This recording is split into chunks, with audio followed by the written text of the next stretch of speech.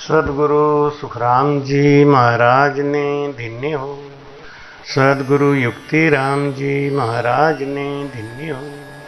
सदगुरु स्वामी जी श्री कुशाल दास जी महाराज ने धन्य हो। संत श्री ज्ञानेश्वरी बाई जी महाराज ने धन्य हो। गुरुदेव आपके धिन धिन हो, महाराज आपके धिन धिन हो।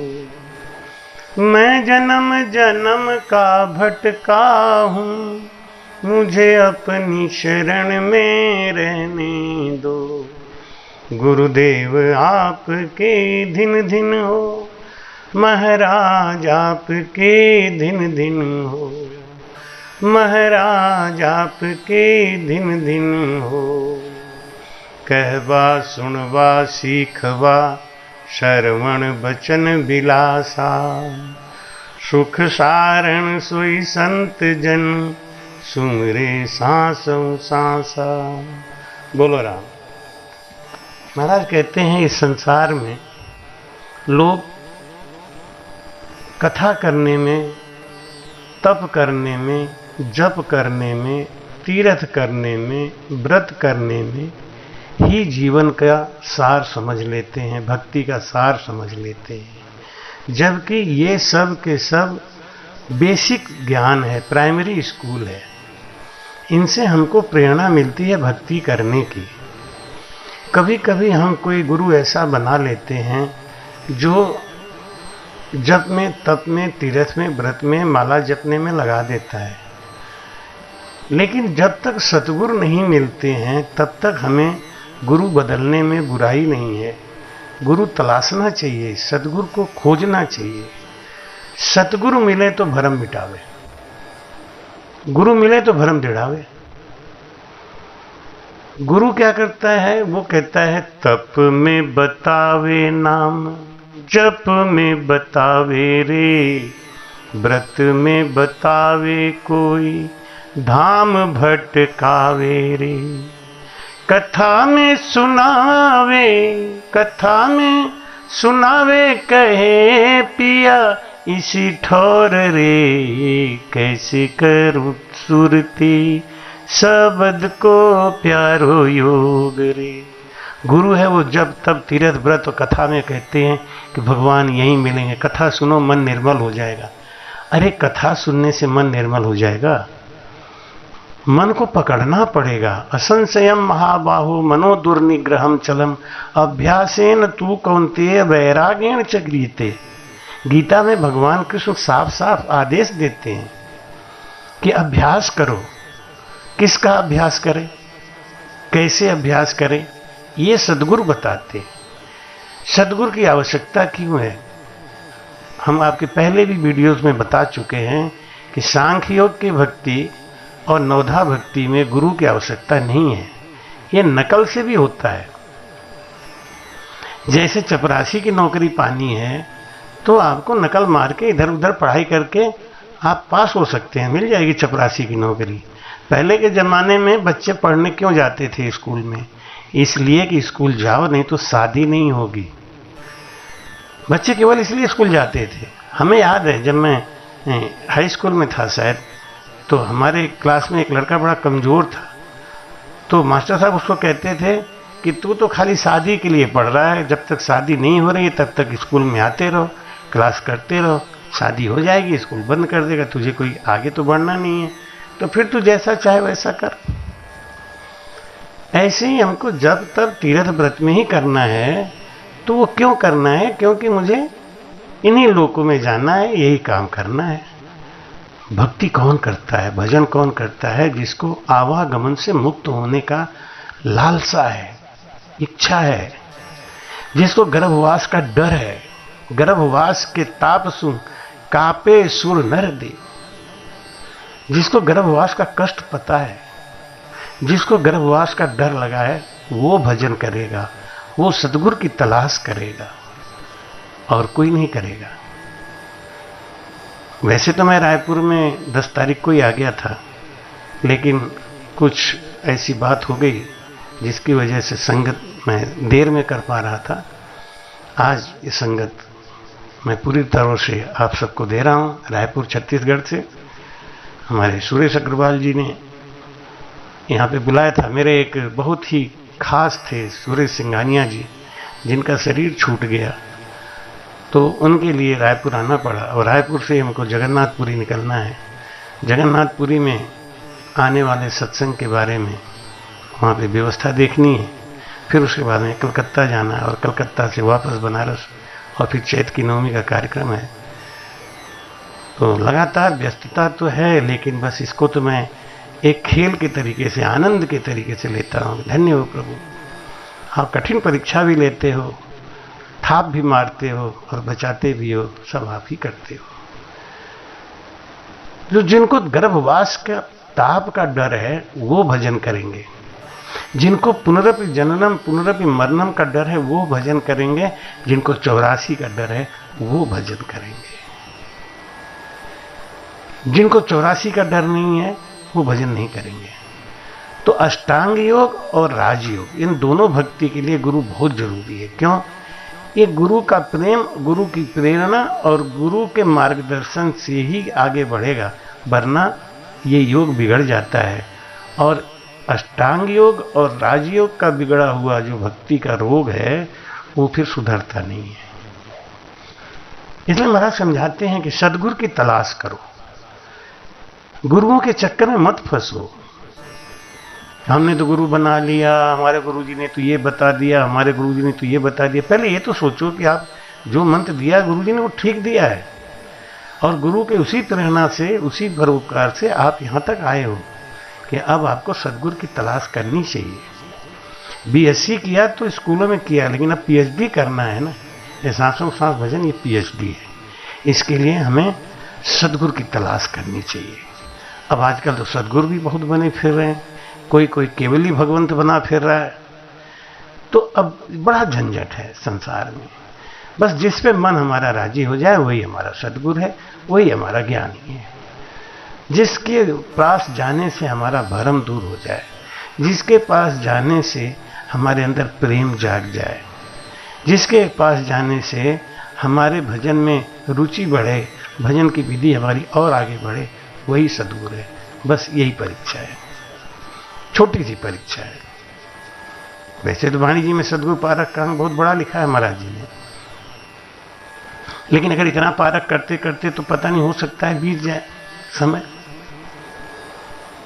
एक आदमी अपने गुरुजी से पूछा कि गुरुजी, इस नदी के किनारे जितने भी पत्थर हैं उनमें पारस भी है? कि हाँ है। कि कैसे पता चलेगा?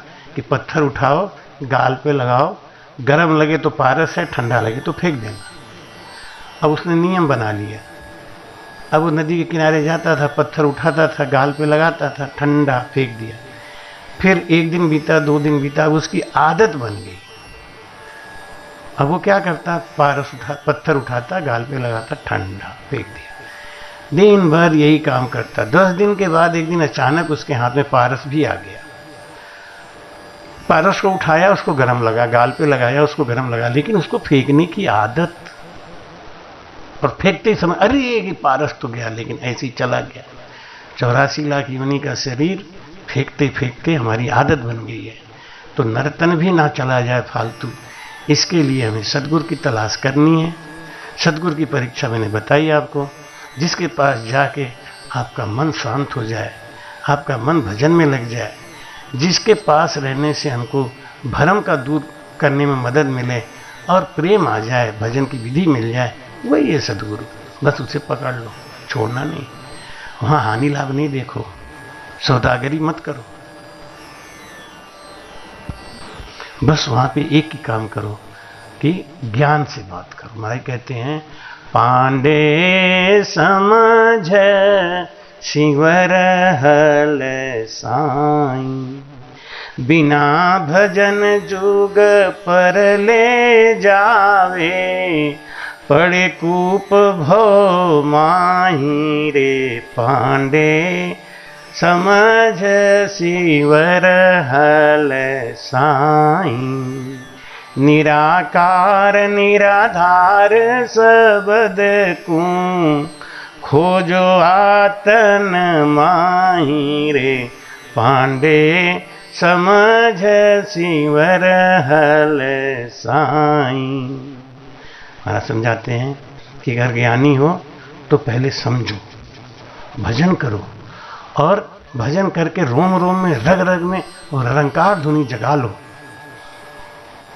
खाली आरती गाने से कुछ नहीं होगा, रंकार चौकी चौफेरा ये सब करने से कोई फायदा नहीं। करो। जे आमुगत वेद में होती, सुख देव कहो क्यों त्यागा। सुखदेव जी महाराज 12 वर्ष तक गर्भ में रह के भजन किए। जब लोगों ने उनसे प्रार्थना किया कि आप बाहर आओ, तो वो बोले नहीं, बाहर तो माया का राज है और निकलते ही माया मेरे ऊपर छा जाएगी। माता के गर्भ में मैं बहुत सुख से हूं। लोगों ने कहा आप माता को दुख मत दो। उन्होंने कहा मेरी माता जी से पूछो कि मैं उनको दुख दे रहा हूं क्या। माता जी ने कहा नहीं, ये दुख देवा नहीं, ये सुख देवा है। गर्भ में उनका नाम पड़ गया सुखदेव, और पैदा होते ही घर छोड़ के चले गए।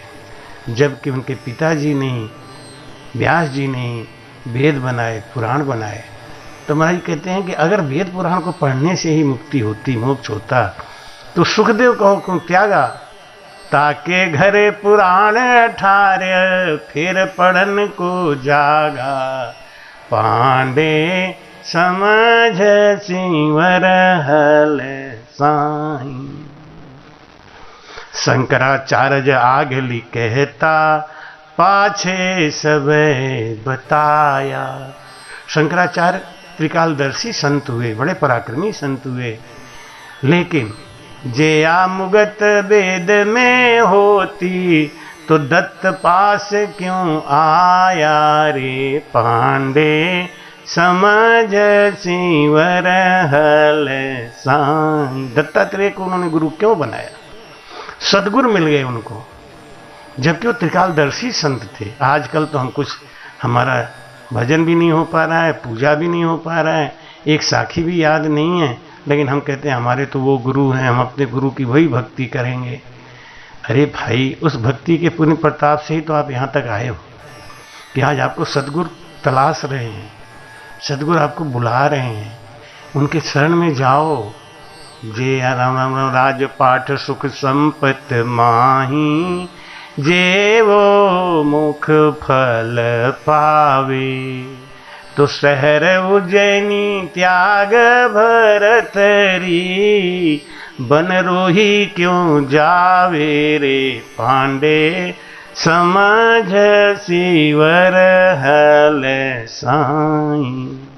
रायपुर, छत्तीसगढ़ के रायपुर के जगन्नाथ मंदिर में ये मैं जो सत्संग दे रहा हूँ आपको, आज ये बहुत ही भ्रम निवारक सत्संग है। आज के बाद भी अगर अपने अंदर भ्रम रह गया, अगर हमने आज भी सदगुरु की तलाश नहीं की, तो ये नर्तन व्यर्थ चला ही जाएगा। महाराज कहते हैं कुछ लोग भजन करते हैं धन पाने के लिए, सुख संपत्ति पाने के लिए, कि गुरु मिले तो हमारा खूब धन आ जाए, सुख संपत्ति आ जाए, हमारा नाम बढ़ जाए। और इनसे पाने के चक्कर में इतने व्यस्त हो जाते हैं कि अपनी सांसों का भी उनको ध्यान नहीं है कि हमारे सांसों का खजाना व्यर्थ के कामों में लूट रहा है। कंचन बदले कांच बसायो, सोना फेंक फेंक के कांच खरीद रहे हैं। तो मैं कहते हैं जे आमुगत भाई राजपाट सुख संपद माई, जे अमोख फल पावे। तो शहर उज्जैनी छोड़ भरथरी, बन रोही क्यों जावे। उज्जैन नगरी को छोड़ के भरथरी, इतने पराक्रमी थे, इतने ज्ञानी थे, इतने धन था उनके पास, वो जंगल में क्यों चले गए, क्यों गोरखनाथ जी को गुरु बना लिया और क्यों भक्ति से लग गए। उनको धन दौलत ही चाहिए था ना। आज पहले के जमाने में जो राजा महाराजा होते थे ना, वही साधु बनते थे। कलयुग में तो साधु इसलिए बनते हैं रोटी का जुगाड़ कर लें, धन दौलत इकट्ठा कर लें। पहले के साधु संत कोई पराक्रम नहीं दिखाते थे। पराक्रम तो होता ही था, नग पंछी हीरा निपजावे, वो चरज मानो मति कोई, कीट पलट भंवरा किम हुई। महाराज ने देखा ना, एकदम आश्चर्य मत मानो। सदगुरु के पास जाते छाए हुमाओ हुए रंग राजा, और फिरे दुहाई कह महाराजा। सदगुरु का ज्ञान धारण करते ही हमारे अंदर वो जैसे ज्ञान आता है, हम जैसे छाए हुमाओ हुए रंग राजा। कोई गरीब आदमी कुमाऊं पक्षी की छाया में चला जाए तो वो राजा बन जाता है इसी तन से। ऐसे ही जब हम सदगुरु की शरणागति लेते हैं, सदगुरु मिलते हैं हमको, तो हम जब केस बराबर हाथ रोजे सिखरा के कोई तो भी कृपा ना बने, ऐसी कुदरत हो। लेकिन बाल बराबर भी अगर अंतर है, गैप है, तो कृपा नहीं बनेगी। तो महाराज कहते हैं कि धन दौलत पाने के लिए महाराज के पास गए। अरे वो महाराज ने तो खुद ही धन दौलत छोड़ दिया। इब्राहिम अधम ने 1600 रानियां हुरमा छोड़ी, 18 लाख घोड़ों का अस्तबल छोड़ दिया। भर्तरी ने अपना उज्जैन नगरी जैसा राजपाट को छोड़ दिया। भगवान राम को जब 14 वर्ष का वनवास हुआ था, वो किस लिए हुआ था? संतों से मिलन के लिए। 12 वर्ष तक तो उन्होंने संतों से सत्संग किया, संतों की तलाश करी, संतों के पास रहे, संतों की सेवा करी। आखिर के 2 वर्ष तक उन्होंने राक्षसों का संहार करने में निकाला। जब उनको यह परम ज्ञान हो गया, पहले तो उनको भी मोह था कि मैं क्यों लड़ूं, मैं क्यों करूं, मैं हत्या क्यों करूं, एक दिन तो सब मर ही जाएंगे। लेकिन जब बाद में उनको आत्मज्ञान हुआ, साक्षात्कार हुआ, तब उनके समझ में आया कि नहीं, हमको अपनी नौकरी भी करनी है, अपनी ड्यूटी भी करनी है। ऐसे ही हमको भजन भी करना है, सद्गुरु भी धारण करना है, लेकिन अपनी ड्यूटी भी करना है, क्योंकि ये कर्म ही हमारा प्रारब्ध बनता है। धन दौलत होना बुरी बात नहीं है, लेकिन धन दौलत में मोह फंसना ये बहुत बुरी बात है। तो महाराज कहते हैं कि अगर राजपाट सुख संपत्ति में आई, अगर सुख संपत्ति में ही भगवान मिल सकते तो राजा जनक विदेह क्यों कहलाते? महाराज कहते हैं कि शहर उज्जैनी छोड़ भरतरी बन रोही क्यों धावे। राम राम राम राम। करामात कर तूत सिधाई, जे आमी हरि सूझे। राम सरिसा को बलवंता, वशिष्ठ को क्या बूझे। रे पांडे समझ सिंवर हल साईं। अगर करामात करतूत और पराक्रम से ही पाने के लिए ही अगर भजन भक्ति करना होता तो भगवान राम में कोई कमी नहीं थी। लेकिन उन्होंने वशिष्ठ मुनि से जाके पूछा कि वशिष्ठ मुनि पे आए राम बूझो तत् सोई, जीव मोक्ष किम जाए ताहि गत कहिए मुनि। जन सुखिया वशिष्ठ कही रामचंद्र सुन कान, इला पिंगला सुखमणा ब्रह्म मिलन वो ध्यान। जब वशिष्ठ मुनि के पास जाके भगवान राम ने पूछा कि मोक्ष जीव क्यों जाए, ये जीव मोक्ष कैसे जाएगा, आवागमन से मुक्त कैसे होगा, तो वशिष्ठ मुनि ने उनको बता दिया कि जब तक श्वास और श्वास बराबर करके हम भजन नहीं करेंगे, रगड़ नहीं करेंगे, तब तक हमारे अंदर वो सत्ता जागेगी नहीं, परमात्मा का साक्षात्कार नहीं होगा, हम परमात्मा रूप नहीं हो सकते। भाई कहते हैं जहाँ जुली ऋषा बहुत तप किया, अपवना गिगन चढ़ाई। जे आमुगत जोग में होती, तो तुल पे क्यों चल आया रे पांडे। समझ सिवर हल साईं। जांजुली ऋषि ने तपस्या बहुत करी, इतना तप किया कि उनके अंदर बहुत बड़ा करामात आ गया। एक बार एक डाल पे 2 पक्षी बैठ के तुलाधार तुलाधार तुलाधार कह रहे थे। जांजुली ऋषि को घमंड हो गया। उन्होंने कहा कि अरे इतना तप तो हमने किया, हमारे अंदर सारे करामात आ गए, और ये तुलाधार तुलाधार चिल्ला रहा है। घूर के गुस्से में देखा तो दोनों पक्षी भस्म हो गए। अब उनको अहंकार हो गया कि मेरे अंदर देखो ये भी सत्ता है, मैं किसी को घूर के देख लूं गुस्से में तो भस्म भी हो जाएगा। ऐसा सोच के उन्होंने कहा चलो मैं तुलाधार को ही भस्म करके दिखाता हूं। काशी आए। तुलाधार एक वैश्य थे, किराना का दुकान चलाते थे। उनके दुकान पे उसमें भीड़ लगी हुई थी, कारण तुलाधार ईमानदारी से सौदा देते थे और बता देते थे भाई ये फला वस्तु 1 रुपए की है, इसमें मैं 20 पैसे फायदा कमाऊंगा और आपको 1 रुपया 20 पैसा देना पड़ेगा। ग्राहक को बता के, क्योंकि वो 20 पैसा अपनी मेहनत का और दुकान का किराया और घर का परिवार का पालन पोषण करने में खर्च करते थे, इसलिए उनकी दुकान में भीड़ बहुत लगती थी। उसी समय तुलाधार के पास जांजुली ऋषि आए। जांजुली ऋषि ने कहा, ओ भाई महाराज जरा इधर सुनो, मैं आपसे कुछ वार्ता करने आया हूँ। तुलाधार बोले कि आप तो संत हो, आराम से बैठो, आपके पास कौन सी कमी है समय की, आप तो कभी भी सत्संग कर लोगे। लेकिन अभी इन गृहस्थियों के घर में भोजन का समय हो गया है। किसी के घर में दाल नहीं है, किसी के घर में नमक नहीं है, किसी घर में चावल नहीं है, किसी घर में आटा नहीं है। मैं इनको दूंगा तभी इनके घर में भोजन बनेगा और तभी बाल भोग लगेगा, तभी लोग खाएंगे, प्रसाद पाएंगे। इसलिए आप थोड़ा बैठो। तो जांजुली ऋषि बोले, तुमको पता नहीं मैं कौन हूं, मेरे बारे में शायद तुम अंदाजा नहीं लगा सकते। तुलाधार बोले कि आप कोई भी है, मेरे लिए एक संत है, पूजनीय है, आप बैठिए, मैं इनसे फुर्सत पाने के बाद ही आपसे बात करूंगा। जांजुली ऋषि चीख के बोले, समझता नहीं तू हमको। तुलाधार बोले, महाराज इतना चीखो मत, अहंकार पतन का जड़ है। आपने भजन किया होता तो आपका अहंकार मर गया होता, आपने तप किया इसलिए आपका अहंकार नहीं मरा। मैं कोई जंगल का पक्षी नहीं हूं कि आप घूर के देखोगे मैं भस्म हो जाऊंगा। अरे जांजुली ऋषि को झटका लगा और उन्होंने सोचा कि ये घटना तो जंगल में हुई थी, इनको कैसे पता चल गई। और उन्होंने तुरंत उनका पैर पकड़ लिया और कहा, महाराज ये वाला ज्ञान हमको भी दो। तो महाराज कहते हैं, राम जी राम राम राम, खट क्रिया आचार विचारा, जे आमे हरि पावे।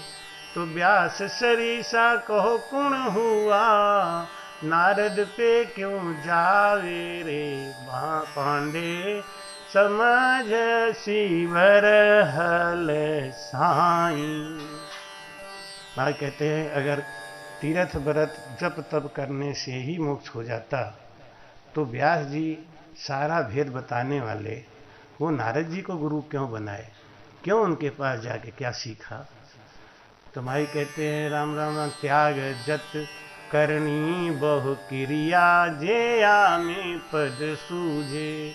लक्ष्मण साजग को कुण त्यागी, सीता को क्या बूझे रे। पांडे समझ शिवर हल साईं।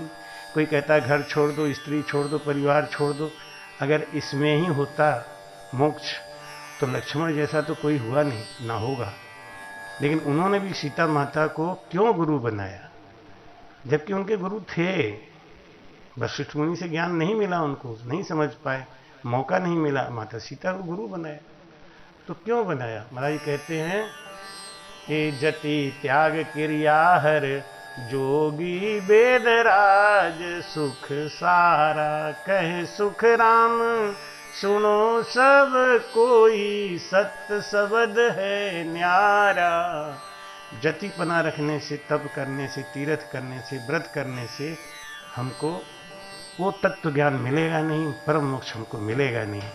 भाई कहते हैं वो तत्व ज्ञान तो सद्गुरु की सेवा करके, सद्गुरु को प्रसन्न करके ही पा सकते हैं।